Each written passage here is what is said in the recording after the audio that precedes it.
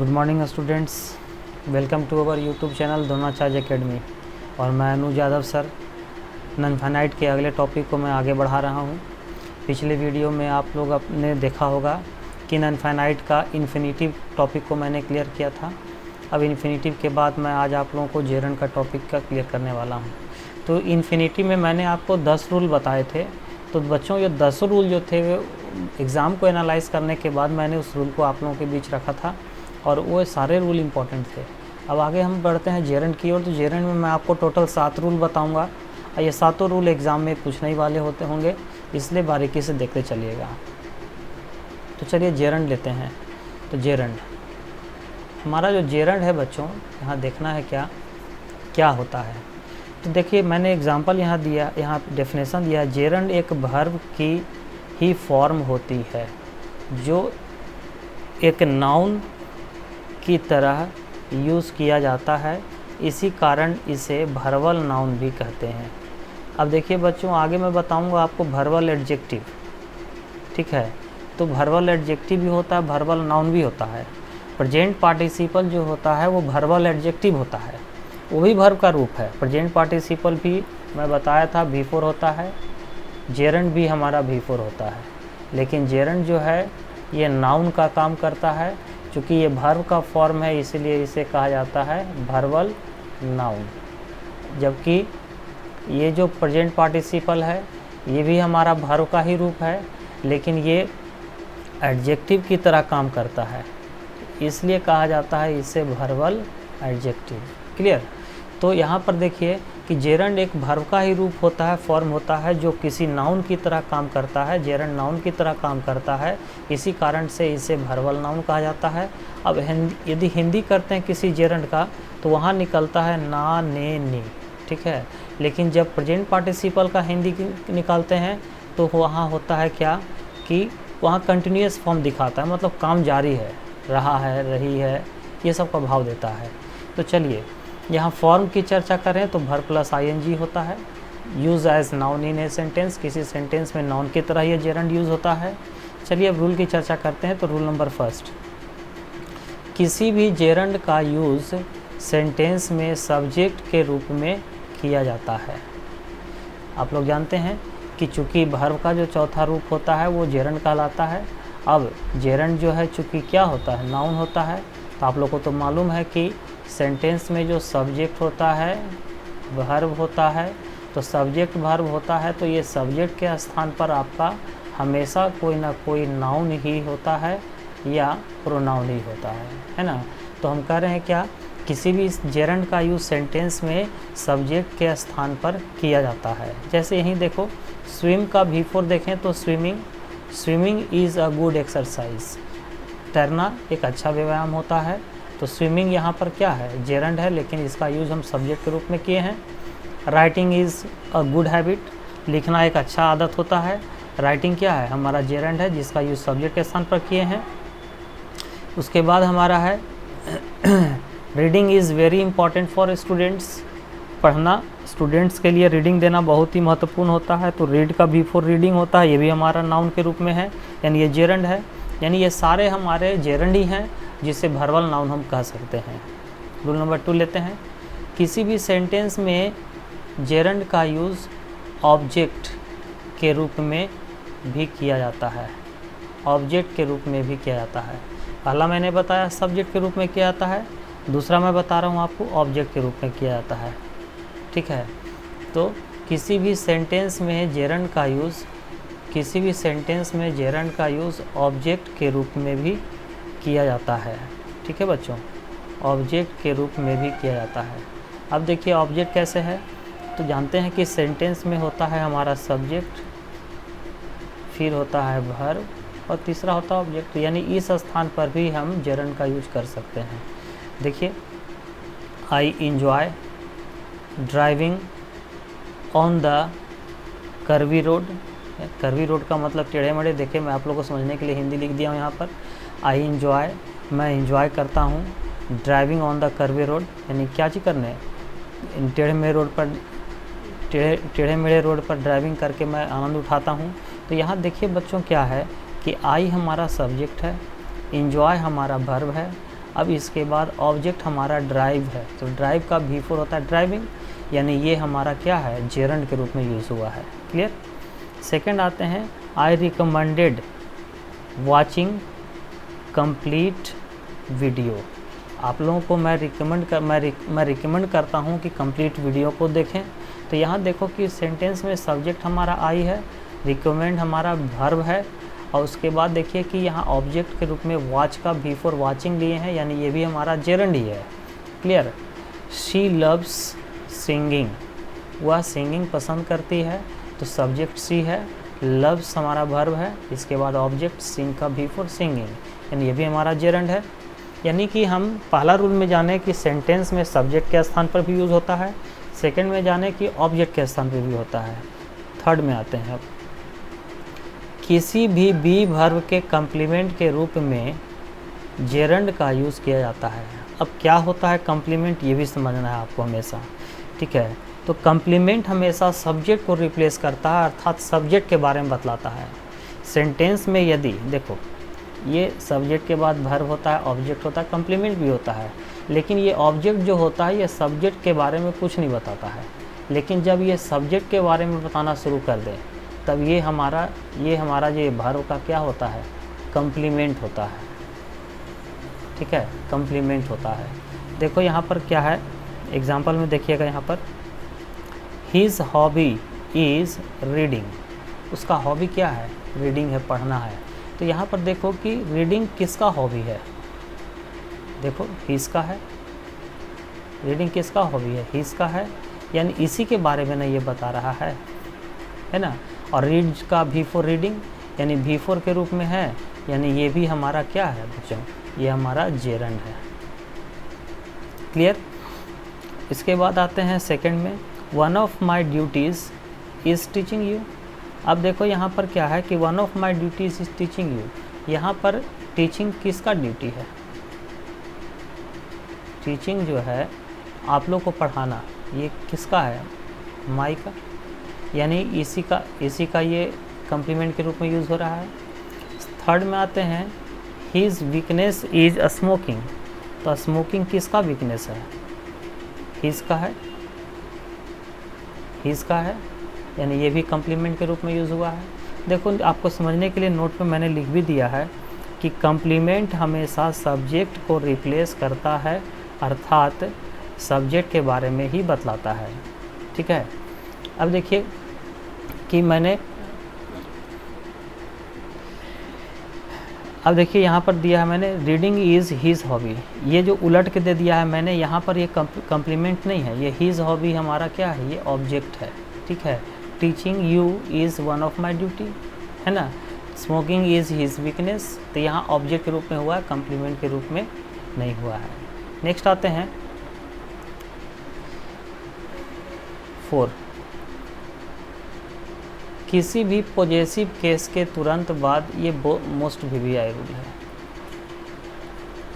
इससे questions exam में बहुत ज़्यादा पूछे जाते हैं बच्चों, कि किसी भी सेंटेंस में पॉजेसिव केस के तुरंत बाद हमेशा जेरंड का ही यूज़ किया जाता है, या किसी भी जेरंड के पहले आने वाला पर्सनल प्रोनाउन पॉजेसिव केस में होता है। दोनों तरीके से समझ सकते हैं आप इसको।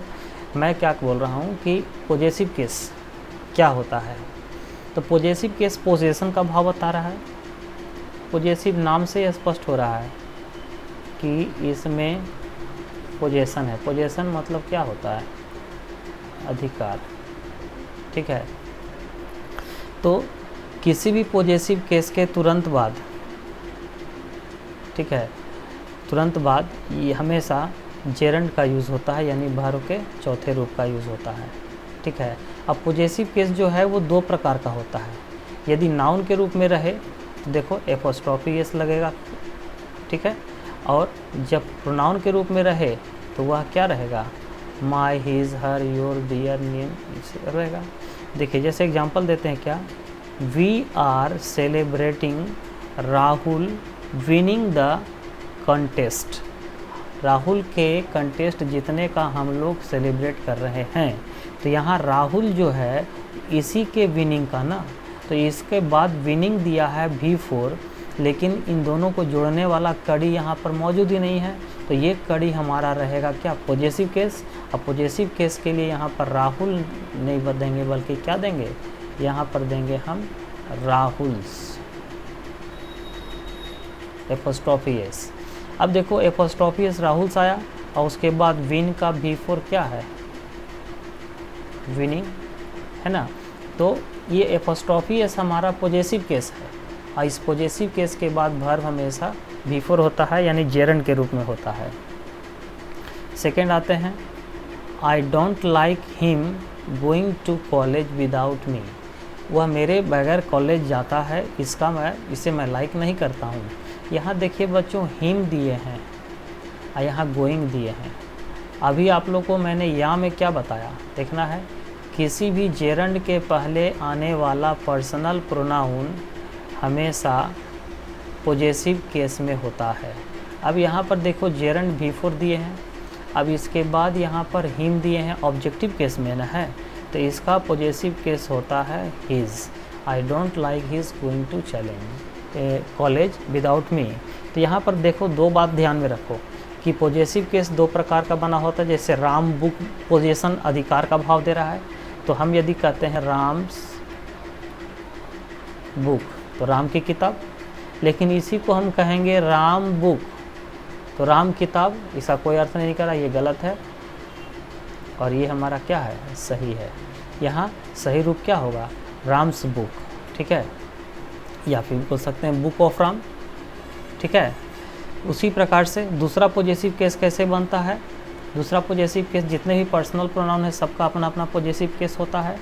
तो कौन कौन से होते हैं, जो देखो यहाँ पर सबका होता है क्या, जैसे आई का लेते हैं तो माई हाउस, मेरा घर, उस पर अधिकार मेरा है ना। वी का लेते हैं तो अवर, यू का लेते हैं तो योर, इसी प्रकार से सब बनता है। क्लियर। रूल नंबर 5 लेते हैं। तो रूल नंबर 5 में हमारा है टू, ये बहुत ही इम्पोर्टेंट है बच्चों, ये बहुत ही इजी भी है, बहुत बार एग्ज़ाम में पूछा गया है, इतना बार पूछा गया कि मेरे ख्याल से आप लोग सबको याद होगा। इस रूल को देखते हैं। टू प्रीपोजिशन को छोड़कर, जनरली देखो मैं क्या बताना चाह रहा हूँ, देखिए हम जानते हैं क्या,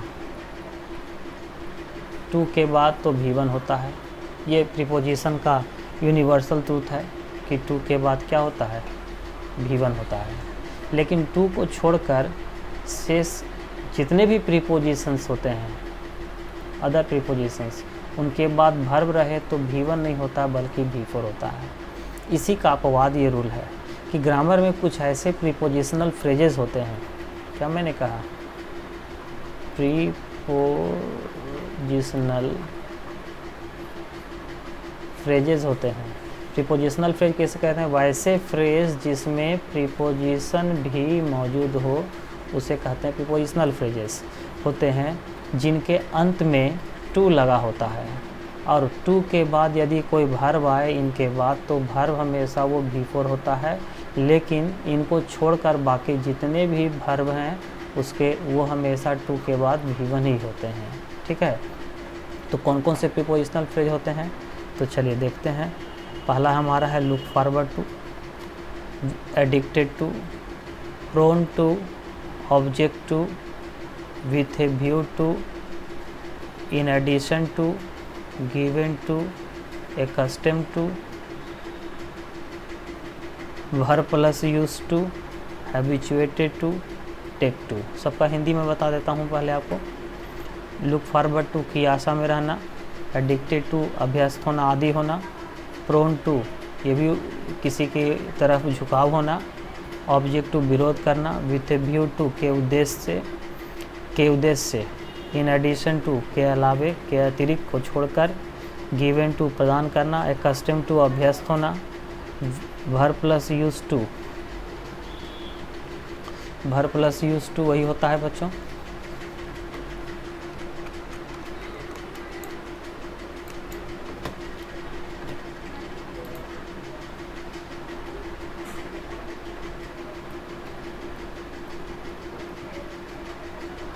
चलिए वर्ब प्लस यूज टू,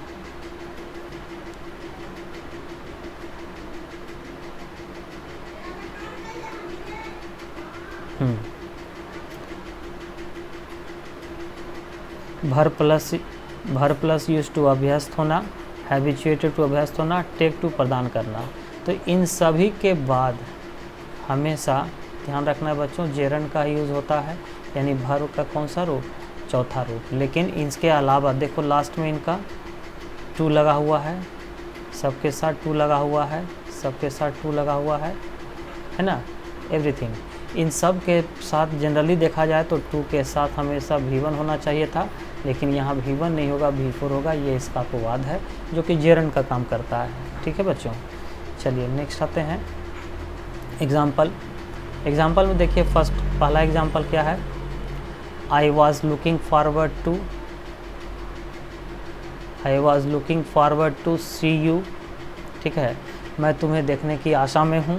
तो यहाँ पर देखिए कि दिया है क्या, लुक फॉरवर्ड टू का V4 रूप लुकिंग फॉरवर्ड टू दिया है, और इसके बाद V1 दिया है। तो सी नहीं होगा बल्कि क्या होगा, सीइंग। यहाँ देखो बच्चों एक प्रश्न और उठता है। आप लोग जानते हैं कि सी जो है एक प्रकार का स्टैटिक वर्ब है, और किसी भी स्टैटिक वर्ब का यूज़ कंटिन्यूअस टेंस में नहीं होता है ना। लेकिन ये अपवाद में ऐसा रूल है जहाँ पर स्टैटिक वर्ब भी आ जाए तो वह भी V4 के रूप में होगा। क्लियर, ये अपवाद है, यहीं पर होता है ऐसा। उसी प्रकार he is given to take liquor, he is given to take liquor. ठीक है, वह लिक्योर मतलब होता है शराब होता है, वह शराब के लिए बहुत ज़्यादा क्या है, आदी है, अभ्यस्त है। तो यहाँ पर देखिए क्या गिवन टू आया। अब गिवन टू के बाद यहाँ पर टेक नहीं होगा बल्कि क्या होगा बच्चों, टेकिंग होगा। क्लियर। थर्ड में आते हैं, I was use to study 6 hours together. मैं कुल मिलाकर 6 घंटे पढ़ने का मुझे आदत है। देखो बच्चों यूज टू आया, अब यूज टू के बाद स्टडी नहीं होगा बल्कि क्या होगा, स्टडिंग। ठीक है।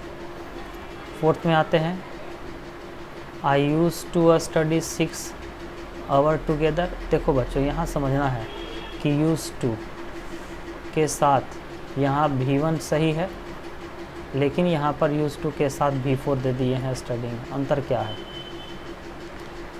सीधे यदि यूज टू रहेगा तो इसके बाद वर्ब V1, लेकिन जब V वर्ब के साथ भी यूज्ड टू रहेगा तो वर्ब V4। यानी ये बी वर्ब क्या होता है, ये बी वर्ब होता है बच्चों वाज वेयर। पास्ट में रहेगा तो, प्रेजेंट में रहेगा तो होता है इज, एम, आर। तो इन सब के साथ रहेगा तो वर्ब V4, लेकिन जब ये नहीं रहेंगे तो V1। देखो यहाँ पर क्या किया है मैंने, यहाँ पर सब्जेक्ट के बाद यूज टू और उसके बाद स्टडी सही है, सेंटेंस हमारा ये क्या है, सही है।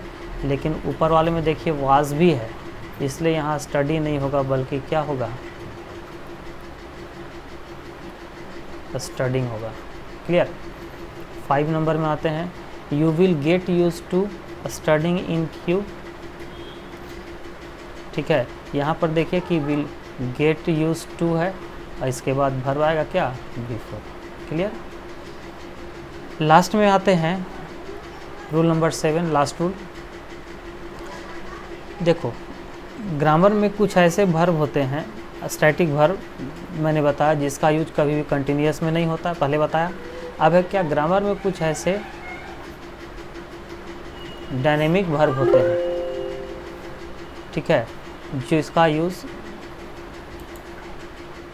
ग्रामर में कुछ ऐसे डायनेमिक वर्ब भी होते हैं जिसके तुरंत, ग्रामर में कुछ ऐसे डायनेमिक वर्ब होते हैं